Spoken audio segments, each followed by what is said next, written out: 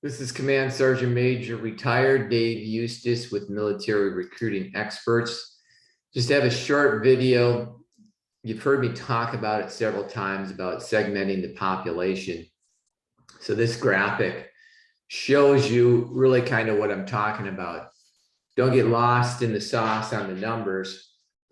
But if you look, if you think about your entire area with all of your zip codes, let's just say there's 100,000 people, then you need to get 15 to 20 accessions in a year. In order to evaluate that 100,000 people, you would need to talk to 400 a day, every working day during the year.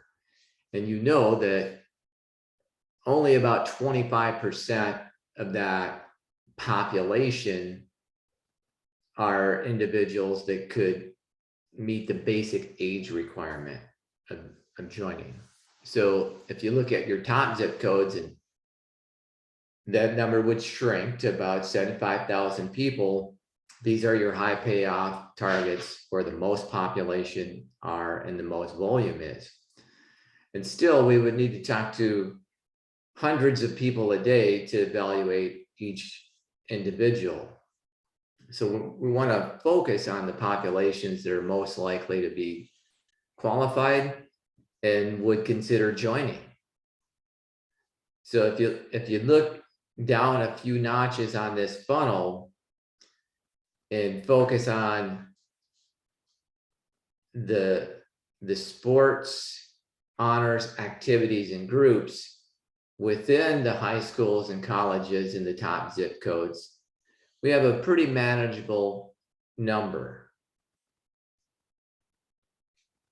We got about 250 working days in a year. That would be contacting 10 of those individuals a day, which is very doable.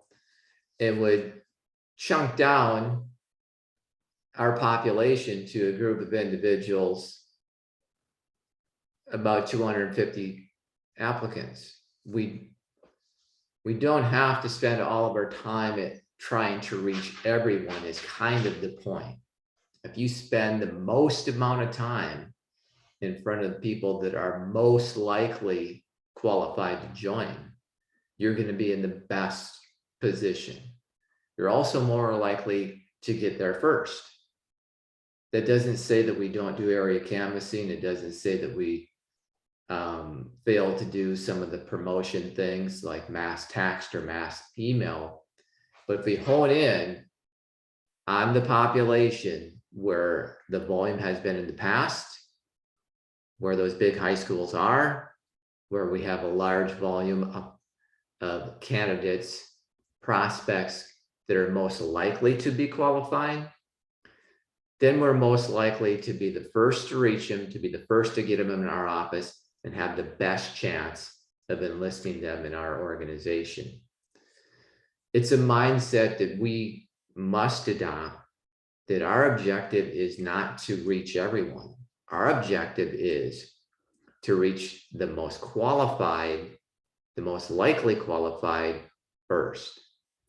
And if we do that, we will have the best opportunity to have them join our organization. So take a little time to think about that, how you would work this out. Go back to the market share data, look at your zip codes, regardless of where you're at that school right now.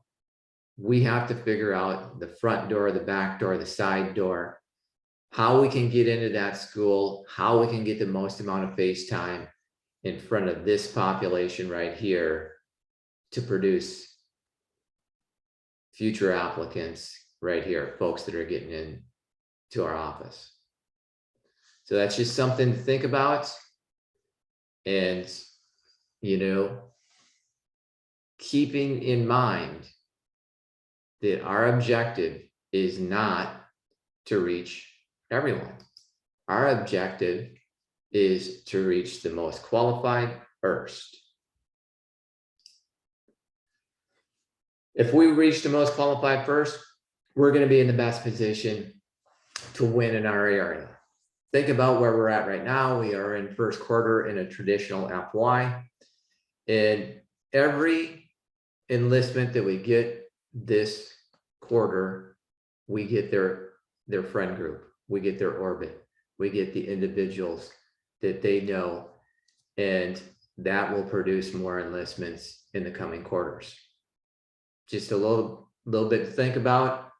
If we have a solid plan and do the prospecting activity in the right spot, in front of the right group, we have the best chance to be first and to win in our area. Every enlistment that we get in first quarter will produce more enlistments second and third quarter. That's all I got for you today. This is Command Sergeant Major Retired Dave Eustace with Military Recruiting Experts. Get after that mission. We must win first quarter.